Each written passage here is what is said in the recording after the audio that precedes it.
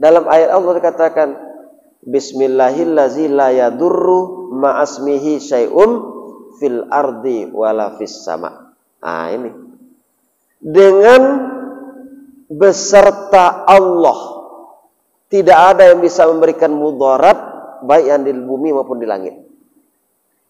Cuman tidak bisa dengan mulut, Pak. Ini masalahnya.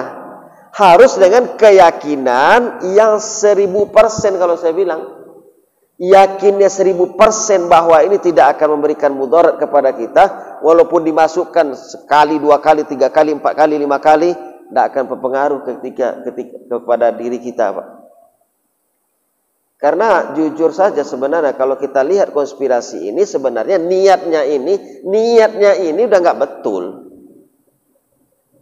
Kenapa justru negara kita yang habis-habisan dicerca dengan vaksin-vaksin? Ini malam ini ada bola, Pak. Ada malam ini bola kan? Gak ada. Ada Bapak yang nonton bola? Ada malam ini bola, Pak? Ada. Bapak tengok nanti penontonnya, Pak. Siaran langsung kan? Siaran langsung, lihat penontonnya. 1 orang pun dapat masker.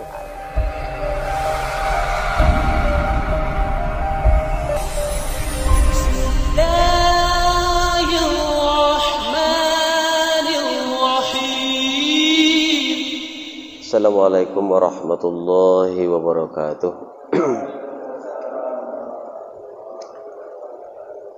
Alhamdulillahillazi an'ama alaina bi ni'matil iman wa hadana lidinil Islam. Asyhadu an la ilaha illallah wahdahu la syarikalah wa asyhadu anna sayyidana wa nabiyyana Muhammadan abduhu wa rasuluh. Allahumma shalli ala sayyidina Muhammad wa ala alihi wa ashabihi ajma'in. Tsumma qala Allah ta'ala fil Qur'anil Karim, a'udzu billahi minasyaitonir rajim. Bismillahirrahmanirrahim. Qul huwallahu ahad, Allahus samad. Lam yalid wa lam yulad wa lam yakul lahu kufuwan ahad. Alhamdulillah, malam ini Allah masih memberikan nikmat kepada kita, sehingga dengan nikmat itu kita dapat hadir di dalam majelis zikir dan majelis ilmu yang kita adakan di setiap malam minggu di masjid kita ini. Semoga apa-apa yang kita laksanakan pada kesempatan ini dapat menambah pengetahuan kita dan keimanan kita kepada Allah Subhanahu wa ta'ala. Kemudian kita tidak lupa juga senantiasa mendoakan kepada Allah Subhanahu wa ta'ala, semoga senantiasa menyampaikan salawat dan salamnya kepada Nabi Muhammad sallallahu alaihi wasallam dengan doa Allahumma shalli ala sayyidina Muhammad wa ala ali sayyidina Muhammad. Bapak saudara jamaah yang dimuliakan Allah Subhanahu wa taala, kajian kita terdahulu masih masalah sifat Allah, Pak ya. Masih masalah sifat Allah. Kenapa kita mengkaji sifat Allah? Karena untuk mengetahui segala sesuatu, misalnya seseorang, untuk kita lebih mengenal seseorang, biasanya pertama kita kenal namanya. Begitu kita tahu namanya, kita kenal bentuknya atau wujudnya. Setelah kita kenal nama dan wujudnya, maka kita juga akan tahu dengan sifatnya. Bagi Allah, nama sudah banyak, berjumlah 99 yang disebut dengan Asmaul Husna. Allah salah satu dari nama. Yang 99 itu nama salah satunya adalah Allah. Selanjutnya disebut dengan Ar-Rahman, Ar-Rahim dan seterusnya. setelah mengetahui nama Allah, bagaimana wujud Allah, guru saya pernah mengatakan, apakah Allah itu seperti orang kita mengenal orang, misalnya wajahnya, apakah wajahnya bulat atau lonjong atau gepeng atau seperti apa? Kalau kita buat seperti ini di dalam kitab akidah, dalam pelajaran akidah, ini namanya tajassum. Tajassum itu membuat Allah bertubuh, berbentuk. Nah, ini sangat dilarang. Karena tidak bisa dalam salah satu sifat dikatakan laisa kamislihi syai'un atau mukhalafatuhu lil hawadis. Tidak ada yang sama dengan Allah satupun. Nah, itu. Oh, Allah itu besar. Bagaimana besarnya? Ya, bagaimana besarnya? Kalau kita katakan manusia besarnya, oh besarnya tinggi, Pak. Berapa tingginya? 2 meter. Tahu kita. Berapa beratnya? Ada 150 kilo. Paham kita ya. Tapi kalau Allah besarnya bagaimana? Orang-orang tauhid mengatakan bahwa Allah itu meliputi seluruh alam dan mengisi semua rongga. Mana itu, Pak? Meliputi seluruh alam, mengisi semua rongga. Manapun di dalam rongga, situ ada Allah. Tapi Allah itu satu. Apakah Allah itu udara? Oh, bukan. Apakah Allah itu air? Bukan. Nah, yang jelas Allah meliputi seluruh alam semesta. Baik yang sampai udara ke sana atau tidak, sampai cahaya ke sana atau tidak, sampai air ke sana atau tidak, semuanya diliputi oleh Allah Subhanahu wa taala. Mau digambarkan? Nggak bisa, Pak, digambarkan. Makin kita gambarkan, makin sesat kita. Makin salah kita berjalan. Makin kita berusaha menggambarkannya, kita bayang-bayangkan, makin salah. Nah, inilah dalam kajian tauhid ini. Tetapi yang harus kita akui adalah Allah itu maha besar. Ya, besar. Nah, itu. Sehingga kebesaran Allah tadi tidak ada yang bisa mengalahkan kebesaran Allah. Nah, ini di sini kadang-kadang kita kalah. Apa arti kalahnya, Pak? Maaf kata, saya beberapa minggu terakhir banyak mengisi Jumat di Medan. Ada beberapa masjid yang kita datangi Jumat. Masih sampai hari ini belum berani membentangkan tikar. Wah, ini luar biasa ini. Membentangkan tikar tak berani, Pak. Bahkan mereka buat slogan, wajib pakai masker di dalam masjid. Wah, luar biasa. Sampai hari ini. Bahkan Jumat semalam di Zipur juga masih seperti itu.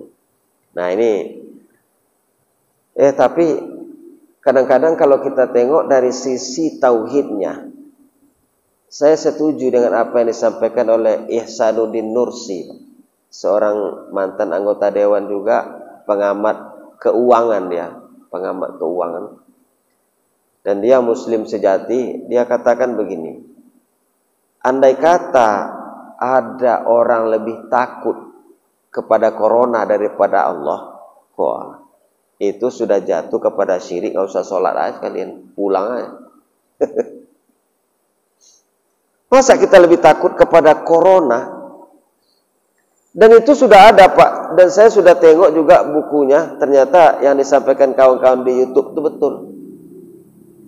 Ada sebuah video mengatakan dia analisa buku, ternyata buku terbitan buku SMP IPA terpadu SMP terbitan 2017, Pak. Di situ ada cerita membahas tentang influenza. Influenza itu dibahas sampai di bawahnya, salah satu penyebab influenza itu adalah virus corona. Sementara COVID ini 2019 baru ada. Di 2017 dalam buku itu jelas-jelas virus corona.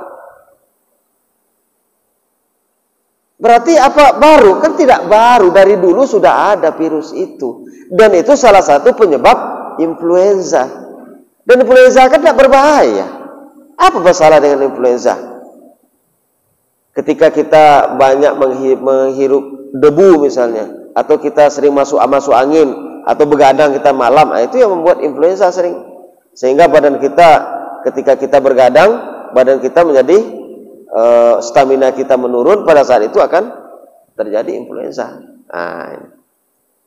Jadi nggak usah heran. Makanya kadang-kadang inilah yang dikatakan Allah itu Iqra, itu memang harus kita membaca sebenarnya. Kekalahan kita hari ini kurang membaca betul. Seharusnya kita tahu, ini buku anak kita, Pak, buku pelajaran anak-anak kita di sekolah. Tidak terperhatikan kita selama ini, begitu ditengok-tengok, loh, ternyata anaknya yang coba, loh, ini pelajaran rupanya virus corona ini. Bukan 2019 baru adanya. Di kitab 2017, bahkan kalau saya nanti mau coba-coba lagi sebelumnya, jangan-jangan sudah ada juga di buku-buku sebelumnya, sudah ada juga pembelajaran itu. Jadi apa yang perlu kita takutkan dengan corona? Jadi sebenarnya ya kalau kita mau jujur, melihat dengan jujur, ini betul-betul konspirasi dan bangsa kita kalah dalam konspirasi, itu aja masalahnya. Kalah dalam konspirasi itu aja masalahnya. Nah, semalam kami hari Minggu semalam ya, ikut Bapak ya, ngumpul-ngumpul para ustadz-ustadz Pak dan pemuka-pemuka agama di Kecamatan Sunggal, kebetulan diundang oleh Pak Kades Telaga Sari. Nah ini insya Allah ini besok hari Senin itu akan dilanjutkan pembicaraannya itu di Sibolangit. Hari berangkat di siang hari habis zuhur ya. Habis zuhur kita berangkat ke Sibolangit, kemudian menginap 1 malam di sana. Itulah membahas apa yang bisa kita buat di Kecamatan Sunggal ini khususnya, menyikapi apa yang terjadi di negeri kita hari ini. Nah ini. Jadi Bapak Saudara, inilah yang perlu menjadi PR bagi kita. Kesadaran kita beragama di kawan-kawan kita ini masih sangat rendah. Ya satu contoh, maaf kata, tadi kita sholat ada 3 saf ya kan. Dari 3 saf kita sholat, sebeginilah yang bisa kita berkumpul untuk mendapatkan majelis ilmu, ya mendapatkan ilmu dalam majelis ini. Sementara Rasulullah dulu membuat ya halaqah ini Pak. Ya halaqah seperti ini yang diperbanyak. Semakin kita berbanyak halaqah di sana, buat halaqah sana, buat halaqah yang begitu banyak. Nah akhirnya mereka punya ilmu, dan kalau udah punya ilmu itu keyakinan semakin kuat sehingga jadi. Dalam ayat Allah dikatakan Bismillahillazi la yadurru ma'asmihi syai'um fil ardi wala fis sama. Ini dengan beserta Allah tidak ada yang bisa memberikan mudarat baik yang di bumi maupun di langit. Cuman tidak bisa dengan mulut Pak. Ini masalahnya. Harus dengan keyakinan yang 1000% kalau saya bilang. Yakinnya 1000% bahwa ini tidak akan memberikan mudarat kepada kita. Walaupun dimasukkan sekali, 2 kali, 3 kali, 4 kali, 5 kali. Tidak akan berpengaruh ketika kepada diri kita Pak. Karena jujur saja sebenarnya kalau kita lihat konspirasi ini sebenarnya niatnya ini udah nggak betul. Kenapa justru negara kita yang habis-habisan dicerca dengan vaksin-vaksin? Ini malam ini ada bola Pak? Ada malam ini bola kan? Nggak ada. Ada Bapak yang nonton bola? Ada malam ini bola Pak? Ada. Bapak tengok nanti penontonnya Pak. Siaran langsung kan? Siaran langsung, lihat penontonnya. 1 orang pun tidak pakai masker. Ada. Berjubel Pak, rapat begini, ramenya stadion itu. Tidak ada 1 orang yang pakai masker. Kenapa Indonesia yang pakai masker sibuk aja? Singapura sudah membuang masker Pak. Singapura sudah buang. Hanya pemerintah kita Asal dekat-dekat raya, ini dekat raya, dekat raya, dekat liburan, keluar peraturan. Melonjak Covid. La ilaha illallah Muhammadur Rasulullah. Astagfirullah. Tak boleh pulang kampung, tak boleh sholat, tak boleh takbiran, tak boleh begini. Sehingga sekolah tak ada tatap muka lagi. Ini Pak, jangan bermimpi kita mau tatap muka sekolah, nggak ada. Virus ini dari 2002 orang yang mencoba ingin mempandemikan nih Pak. 2002 itu apa itu? MERS ya, 2002. MERS 2002 Pak. Ingin waktu itu mereka mempandemikan Pak, nggak berhasil. 2005 keluar lagi H5N1, SARS. Mau dicoba lagi mempandemikan. Bahkan waktu itu Menteri Kesehatan kita Siti Fadilah ya, yang dia Menteri Kesehatan waktu itu dilawan ya WHO itu di sana, tidak berhasil Pak mempandemikan. Nah sekarang dimunculkan lagi dengan virus corona, berhasil. Setelah berhasil, yang diuntungkan Pak, Cina memproduksi ini Pak. Mereka Cina untungnya dari barang ini. Amerika untungnya dari program. Yahudi itu dari program untungnya Pak. Makanya yang punya Zoom tuh Pak, Zoom meeting, kaya raya sebentar aja sejak pandemi.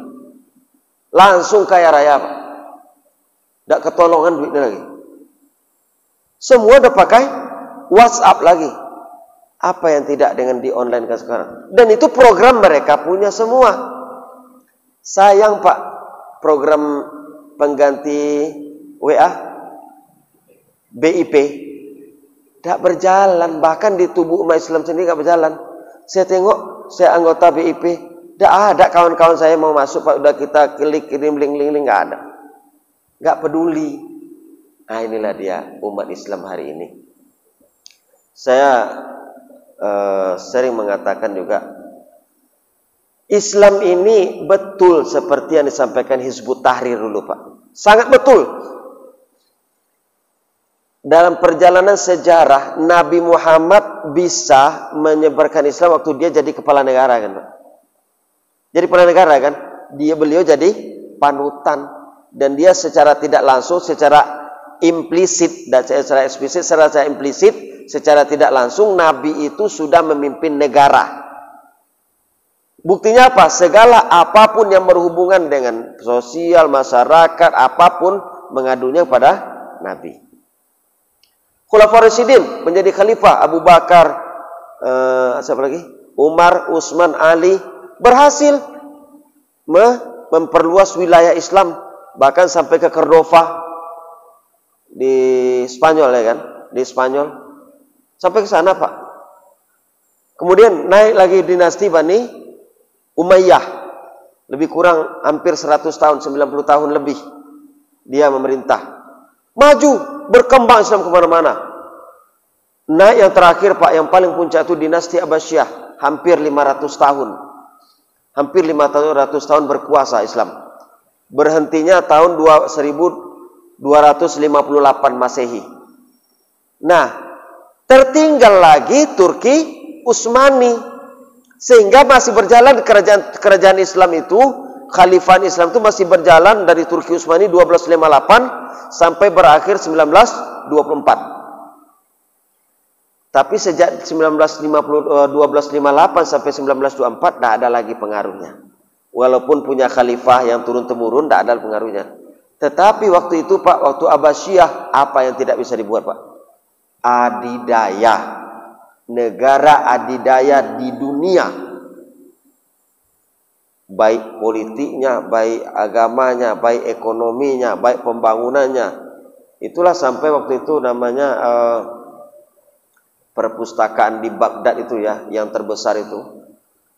Nah, oleh orang Barat, kehebatan orang Barat ini, mereka ambil ilmunya Pak ke Baghdad waktu itu. Begitu dicuri ilmunya semua, udah dapat ilmunya, dibakar ya Pak, perpustakaan tadi. Hilang. Akhirnya setelah itu, nama-nama penemu diganti dengan nama-nama mereka semua. Nama-nama Barat semua. Hilanglah Al-Jabar. Dulu pernah belajar aljabar, Pak? Waktu kita belajar matematika ada aljabar dulu ya. Nah, aljabar, Pak. Aljabar tuh nama orang, nama penemu matematika. Itu aljabar. Nah, akhirnya hilang semuanya. Tidak ada lagi memakai nama-nama itu. Mereka yang memakai semua. Sampai hari ini tidak berhasil umat Islam mengembalikan itu. Itulah makanya Hizbut Tahrir itu menyadari sepenuhnya bahwa kemajuan Islam tidak bisa dilepaskan dari politik. Nah, tidak bisa dilepaskan dari kekuasaan. Nah, kita hari ini digembar-gemborkan Pak desa susu. Udah, kita di masjid saja. Kita ngaji-ngaji aja, baca Quran aja, tahfiz Quran aja diperbanyak, tapi jangan cerita politik.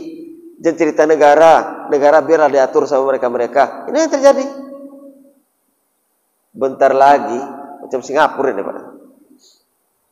Maju Pak. Indonesia ini tidak akan kurang majunya, percaya nanti. Walaupun dipimpin sampai 10 kali Jokowi nanti ini misalnya, 10 periode kita bilang maju Indonesia, maju Pak. Tapi maju dalam teknologi, maju jalan, maju ini minggir nih Pak nanti. Masjid minggir, Singapura Pak. Mungkin kalau bapak-bapak yang pernah ke Singapura tahu lah itu. Ada yang pernah ke Singapura belum? Pergi ke sana Pak. Udah zuhur ini. Cari azan kemarin udah kagak jumpa Pak. Gak ada yang mengumandangkan azan. Ada masjid satu yang besar di sana, yang masjid apa itu? Tapi cuma satu itu aja. Dan azannya nggak keluar. Nah, inilah yang akan dibuat oleh mereka-mereka di negara kita hari ini. Nah, jadi kembali ke tadi Pak, apa masalahnya? Tauhid. Ada cerita yang cantik barangkali ini dari Ibnu Sina. Ibnu Sina itu kan orang kedokteran ya Pak ya, orang kedokteran ya Pak, kedokteran Islam itu Ibnu Sina. Dia membuat satu uji coba. Uji coba itu dibuatnya begini. Ada 2 ekor kambing dan 1 ekor serigala. Mungkin ada yang tahu ceritanya. 2 ekor kambing dan 1 ekor serigala. Masing-masing ini kambing 1 ekor dibuat dalam 1 kandang, kambing yang satu lagi dibuat dalam 1 kandang, serigala dibuat 1 kandang. Masing-masing dalam kandangnya masing-masing. Tapi kambing ini ada dua model Pak, kambing ini. Kambing yang satu itu nggak ditengokkan serigalanya, dia nggak nengok serigala. Kambing yang satu lagi di depannya nampak serigala, walaupun serigala itu dalam kandang juga. Bapak tahu apa yang terjadi Pak? Yang terjadi, kambing yang melihat serigala ini Pak, tidak lama umur yang terakhir mati. Stres dia. Sementara kambing yang tidak nengok serigala, besar badannya, gemuk. Orang sama, makanan sama-sama dikasih. Makanan sama, obat sama, vitamin sama dikasih setiap hari dengan. Tapi yang satu melihat serigala, yang satu tidak melihat. Sama yang terjadi di kita hari ini. Orang yang mati Pak karena COVID, bukan karena COVID-nya dia mati, karena psikologisnya itu dengan COVID itu yang membuat dia mati. Karena dampak psikologis, ketakutannya ini. Ini kan kambing tadi, tidak ada bersentuhan dengan serigala. Cuma nama, sini kambing, situ serigala. Tapi nampak aja sama dia serigala itu. Ketakutan aja, perasaan dia. Tolong serigala kadang-kadang, katanya boleh kan.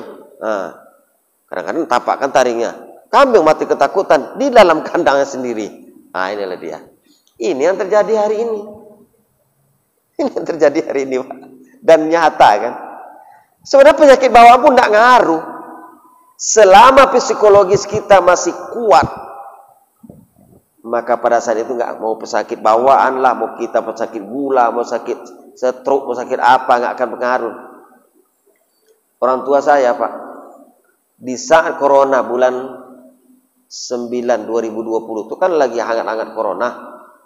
Beliau kena stroke, Pak. Dan dibawa ke rumah sakit. Saya bilang sebentar aja, udah bawa pulang lagi. Karena saya kirimkan obat dari sini.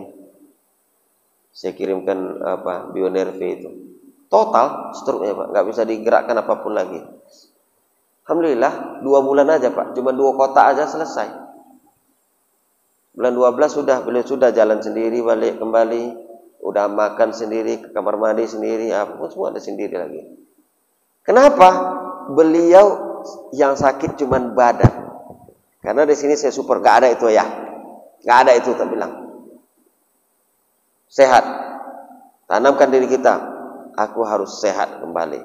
Alhamdulillah sehat kembali. Nah, itu tadi yang kita tanamkan, Pak. Tidak ada itu penyakit corona, tidak ada corona bilang sakit. Pikirkan aja ini Allah Subhanahu Wa Taala. Nah, cuman untuk mendapatkan duduk bersama Allah itu, Pak ya. Nah, berzikir tadi ya kan. Itu kan orang terikat, Pak ya. Terikat apa, Pak? Nasabandi. Iya. Nah, duduknya nampak tahu kita. Karena saya juga orang terikat, Pak. Jadi, seperti itu. Jadi, mendapatkan kekuatan kita bersama Allah inilah perlu tauhid. Ini yang kita kaji dulu. Tauhid itu sebenarnya kan satu ya, Pak ya. Satu. Dulu terakhir sebelum kita tutup 2 bulan lalu ya. Bulan lalu kita tutup kita waktu itu tidak sah sholat seseorang sebelum Allah menyembah Allah, Pak ya. Iya kan? Nah, itu penutup kaji kita 2 bulan yang lalu ya. Masih ingat, Pak? Datang itu ya. Tidak sah sholat seseorang, tidak dianggap sholat seseorang sebelum Allah menyembah Allah. Cuman kok Allah menyembah Allah, Pak? Ini Allah menyembah Allah, Pak. Kenapa bisa Allah menyembah Allah? Karena di wujud tadi, Pak, Allah itu cuma satu. Dan kita ini diciptakan dari mana? Kan dari Allah. Ingat dalam proses di surat Al-Mu'minun itu, kalau nggak salah saya, Al-Mu'minun itu, begitu kita berusia janin dalam kandungan 120 hari ya, Pak, 4 bulan. Apa kata Allah? Fanafakhtu mir ruhi wa ja'ala lakumus sam'a wal absara wal afida. Aku tiupkan ruhku, kata Allah. Ruh aku, kata Allah, yang aku tiupkan kepadamu. Sehingga kamu bisa mendengar, bisa melihat, bisa merasa, bisa berpikir. Nah, berarti siapa yang ada di dalam diri kita? Ya Allah, Pak. Bagaimana Allah menyembah Allah?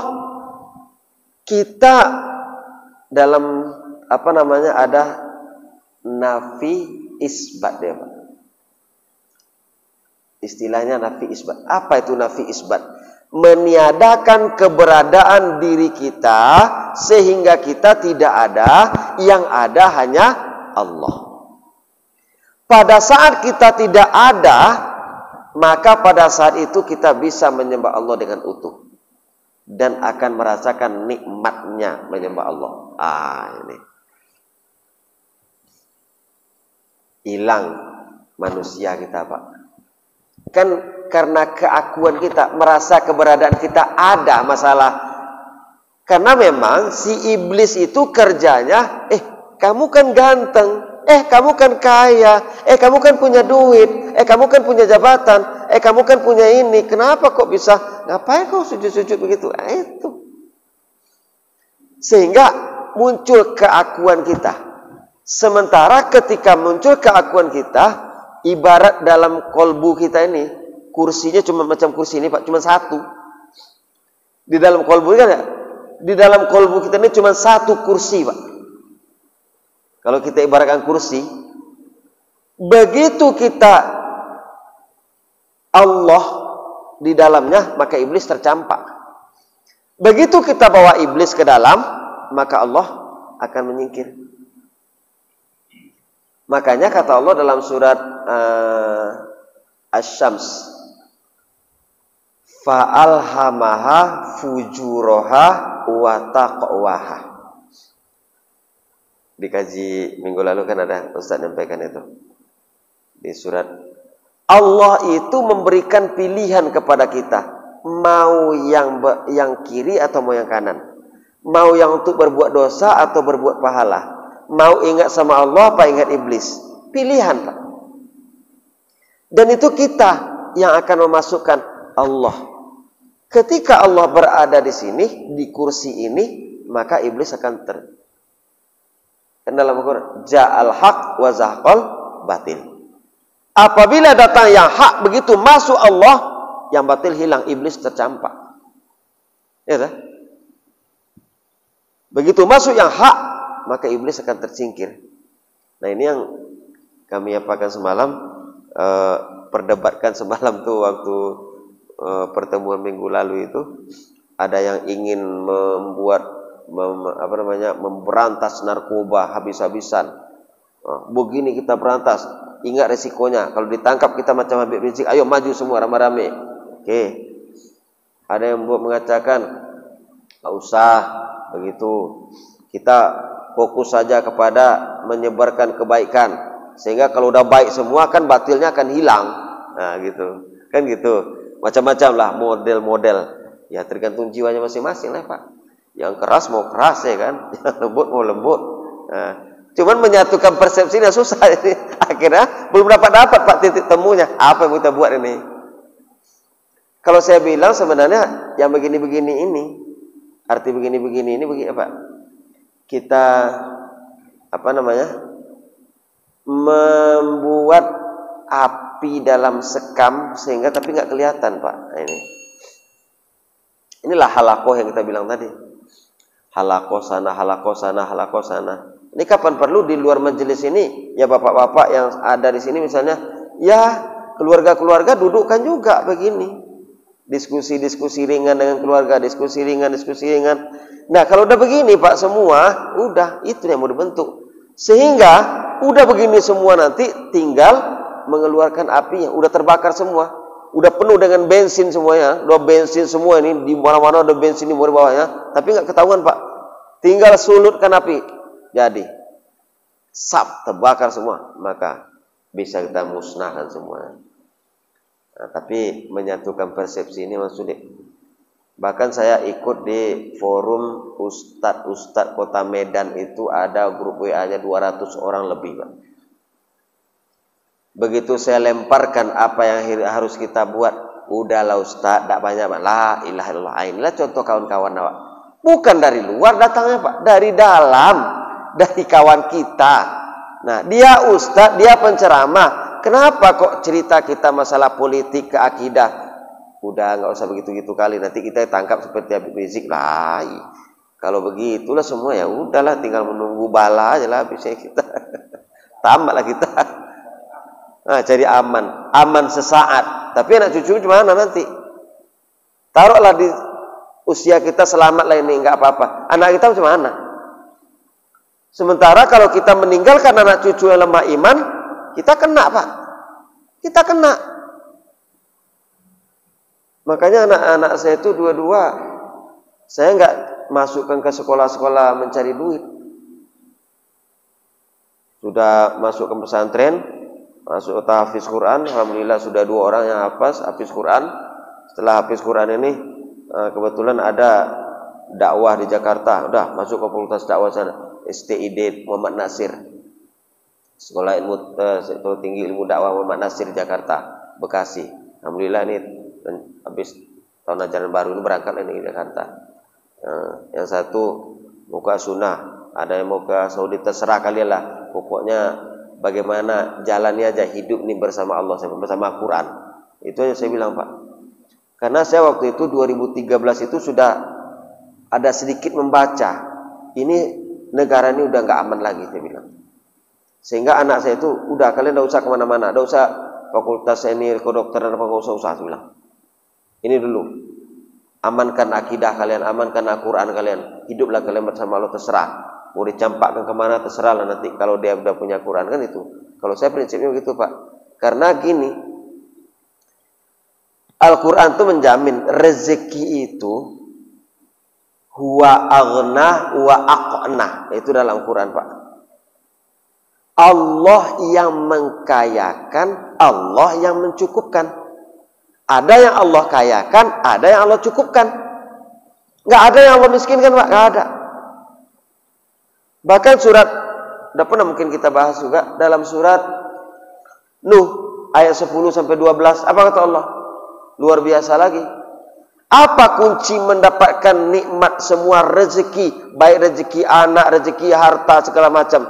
Kunci cuma satu ternyata.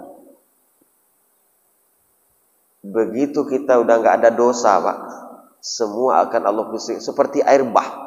Wa yursilis samaa alaihim midororo, artinya seperti air bah.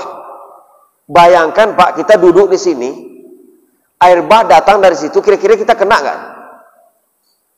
Bukan kena lagi kan? Air bah yang datang dari situ, kita duduk di sini, bukan kena lagi, tenggelam kita dibuatnya. Begitulah Allah ngasih rezeki sebenarnya. Ini dibuktikan Pak di sahabat-sahabat Nabi. Apa bukti sahabat Nabi? Siapalah sahabat Nabi yang miskin Pak? Di antara 4 khalifah itu yang miskin cuma satu, Ali. Ali itu kenapa dia miskin? Karena dia memang minta. Dia minta nggak mau harta. Dia minta ilmu. Makanya mungkin orang-orang tarikat tahu itu. Kenapa Ali orang menyandarkan ilmu itu kepada Ali? Karena itu tadi, Ali itu tidak mau minta harta Pak. Dia nggak mau dikasih harta sama Allah. Dia ingin dikasih ilmu. Makanya Nabi mengatakan kalau gudang ilmu itu Ali. Nabi katakan di antara sahabat-sahabat Nabi yang gudang ilmu itu ya Ali bin Abi Thalib Pak. Nah, siapa lagi yang kaya-kaya? Utsman bin Affan. Bahkan sampai hari ini di Saudi Pak masih ada rekening Utsman bin Affan. Hari ini. Dan itu dipergunakan untuk kemaslahatan orang di Saudi Pak. Oleh raja-raja Saudi. Sampai hari ini masih ada rekening Utsman bin Affan Pak. Bayangkan 14 abad yang lalu dia hidup, rekeningnya masih ada sekarang. Coba awak meninggal hari ini, besok udah nggak ada rekening itu Pak. Walaupun bermiliar-miliar dalam itu udah nggak Pak. Bermiliar-miliar, mungkin triliunan mungkin barangkali dari rekening kita, tidak sampai seminggu Pak setelah kita meninggal hilang nomor rekening itu Pak. Pindah semuanya. Begitu. Nah, Utsman bin Affan masih ada Pak. Yang paling kaya itu siapa? Abdurrahman bin Auf. Yang paling kaya. Sampai dia minta miskin pun tidak dikasih sama Allah. Coba. Minta miskin tidak dikasih Pak. Luar biasa itu. Kan tahu cerita Pak? Minta miskin tidak dikasih. Pernah saking kalau kita berjalan Pak di kebunnya Abdurrahman bin Auf itu Pak, berjalan kita tersipak kita batu di bawahnya ada emas Pak. Saking siapa yang naruh emas di situ coba? Kan Allah yang menaruh emas di situ. Luar biasa itu. Tapi kuncinya apa? Istighfar. Minta ampun kepada Allah. Nah, itu dia. Waktu dia minta miskin itu kan sempat diborongnya tuh. Kurma. Waktu itu kurma busuk semua kan. Busuk semua kurma di Madinah tuh. Busuk, nggak ada kurma yang jadi. Datang kesempatan laku, aku pingin miskin ini. Dibelinya kurma tuh semuanya dengan harga kurma normal, kurma bagus. Udah ditumpuknya, dituntas seberapa gudangnya penuh dengan kurma itu. Habislah duitnya. Senanglah dia. Alhamdulillah udah miskin lagi ini. Besoknya Pak datang raja dari Yaman Pak. Dari Yaman datang raja dari Yaman. Ingin ngapain? Mencari kurma busuk Pak. Mau diborong.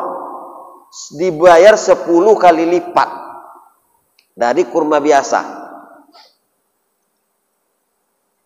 Yang minta miskin dikasih 10 kali lipat kekayaan lagi Pak. Nah, begitulah sahabat-sahabat Nabi itu gak ada yang miskin Pak. Macam mana caranya itu tadi? Jangan, artinya memang kita nggak lepas, tidak mungkin lepas dari dosa, nggak mungkin ya kan, tidak mungkin lepas. Tetapi sangat berhati-hati dengan dosa, itulah kuncinya. Makanya dalam surah fastaghfiru rabbakum innahu kana ghaffara. Minta ampunlah kamu selalu kepada Allah, sesungguhnya Allah Maha Pengampun. Begitu Allah ampuni dosa-dosa kita, yursilis samaa alaihim midrara. Akan Allah kirimkan hujan yang sangat lebat kepada apa hujan? Rezeki yang banyak. Di ayat 12-nya lebih jelas lagi, Pak. Wa yumdidukum bi amwalin wa banin. Allah tambahkan harta dan anak-anak. Coba. Jadi kalau ada orang enggak dapat anak, mohon maaf barangkali, ya minta ampun aja banyak-banyak kepada Allah. Sebenarnya dalam bagi Allah kan tidak ada istilah mandul, Pak. Nabi Ibrahim udah berumur berapa punya anak? 95, 90 berapa? 90-an ya. Nabi Ibrahim. Nabi Zakaria ya. Nabi Zakaria itu, Pak, sampai dia mengatakan, aku ini kan mandul. Dia bilang, aku ini mandul, tidak akan mungkin punya anak. Tapi apa yang terjadi? Allah kasih anak. Allah kasih anak. Hah, suci lagi anaknya. Cuman itu, Pak. Jadi nggak ada istilahnya. Selama kita minta ampun kepada Allah Subhanahu Wa Taala dan mendapatkan keampunan, disitulah semuanya akan Allah berikan kepada kita. Ya layaknya seperti di surga, Pak. Kenapa di surga itu semuanya ada? Karena di surga orang tidak ada yang berdosa. Itu ya sebenarnya.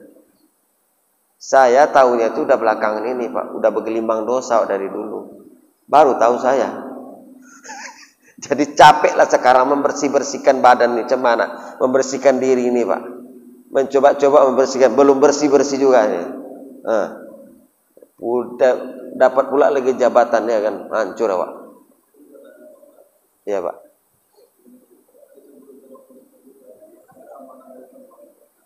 Ada?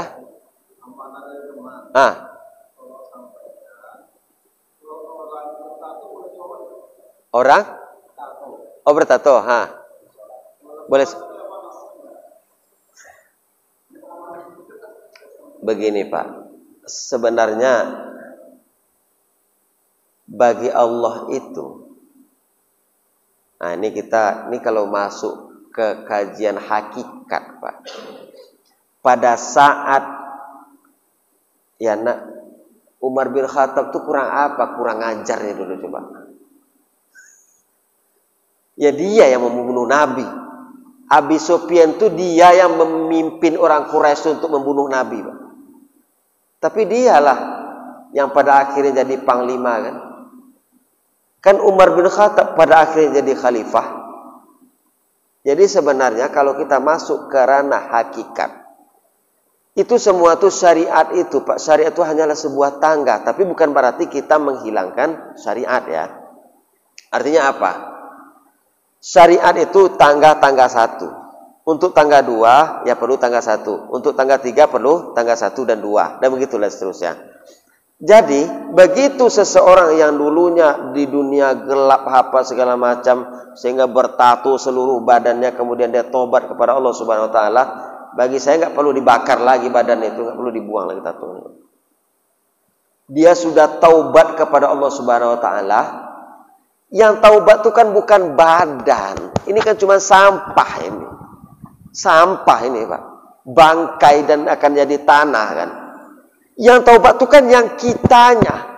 Yang kitanya tadilah yang dari Allah.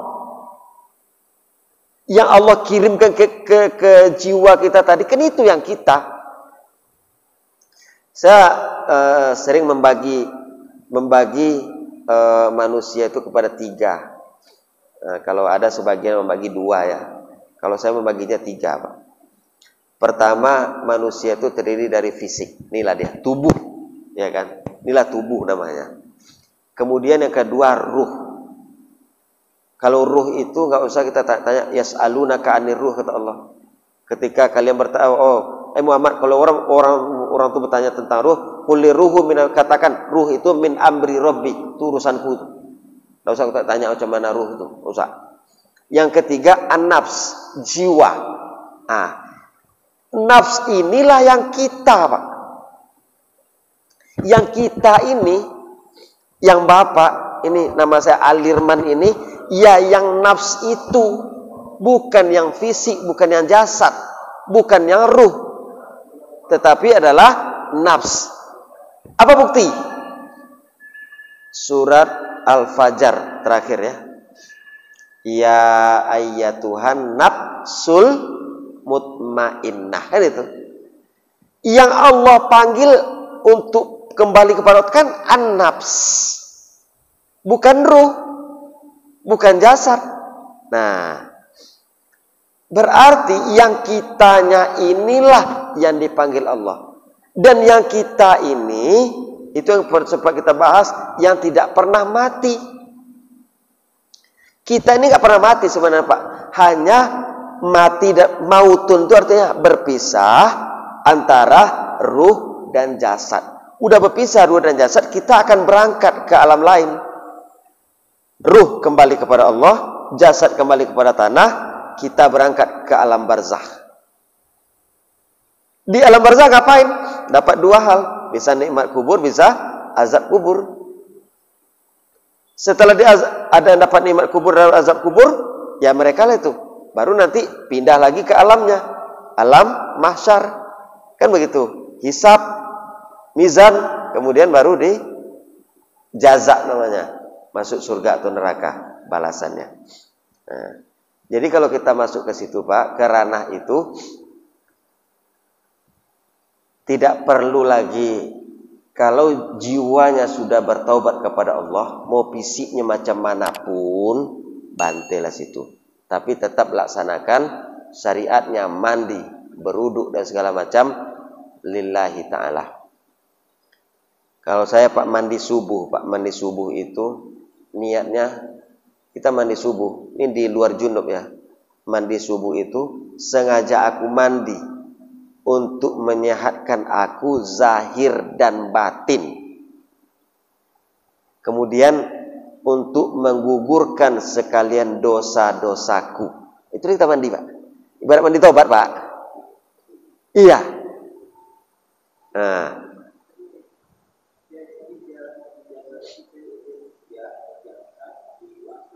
Iya. Iya. Iya.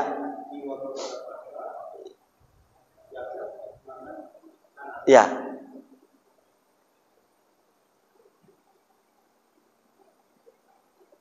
Tiga, Pak. Nah, kalau ada sebagian yang cuma mengatakan ruh dan jasad saja. Jadi ruh itu akan kembali karena yang dipanggil Allah itu enggak ruh. Ya ayyuhar ruh al-mutmainnah, kan tidak.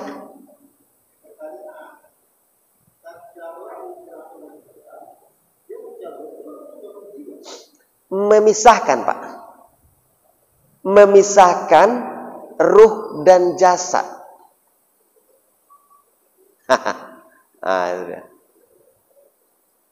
Memisahkan ruh dan jasad.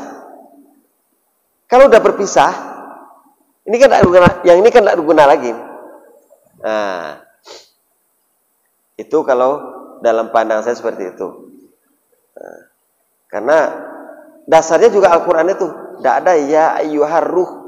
Allah nggak pernah manggil ruh. Irji'i ila rabbiki radiyatan, enggak. Yang Allah panggil adalah an-nafs, jiwa.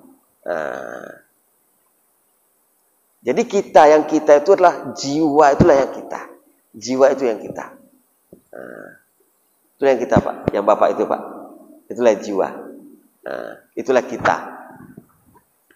Itu yang Alirman. Itu yang Bapak siapa? Pak Zakaria. Pak Zakaria itulah. Jiwa itulah yang Pak Zakaria. Kalau saya selalu katakan, mana yang Bapak yang mana? Mana? Yang mana coba? Ini cuma badan, tumpangan. Nah, kita tertipu kadang-kadang dengan tumpangan ini, ya kan? Sehingga kita lupa dengan siapa kita. Nah, itu dia. Gimana? Udah masuk waktu Isya? Iya. Ya Pak. Nah, jadi,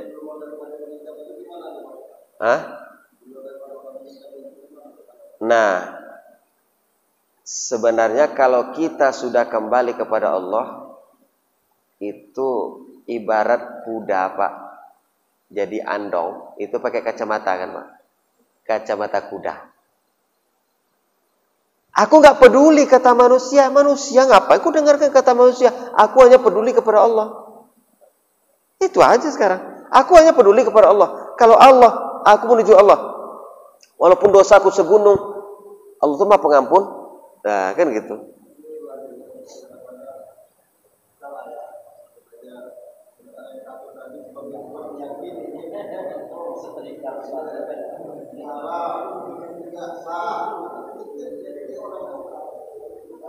Iya.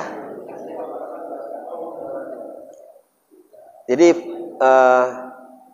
kalau syariat itu jalan, hanya jalan Pak, bukan tujuan. Nah itu ya istilahnya supaya belajar juga lah.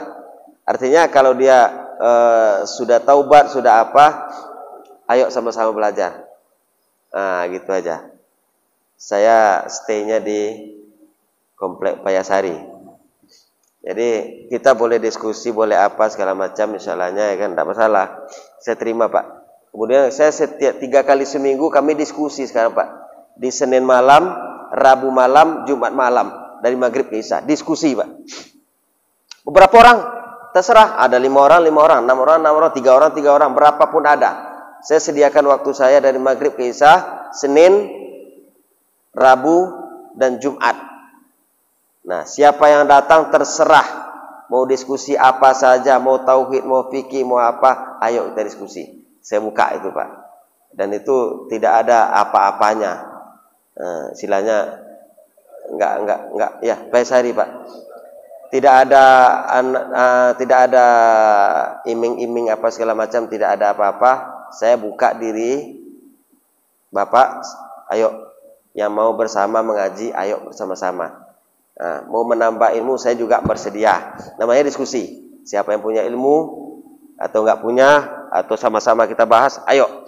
Nah, saya buka itu Pak, insyaallah. Jadi sudah berjalan 2 minggu Pak. Dari hari Ramadan saya buka. Kapan kita mulai Ustaz? Ya, kapan Bapak siap? Saya bilang, kalau saya siap selalu. Nah itu. Nah, kalau pengajian mingguan setiap Selasa malam di sana, tafsir kalau saya gitu. Jadi begitulah Pak, insyaallah ya. Ya ini udah lewat ya. Jadi itu aja lah barangkali hasil diskusi kita. Mudah-mudahan bisalah untuk memperkokoh keimanan kita kepada Allah Subhanahu wa taala sehingga kita semakin hari semakin matang untuk beribadah kepada Allah Subhanahu wa taala. Demikian saja. Billahi taufiq wa barakatuh.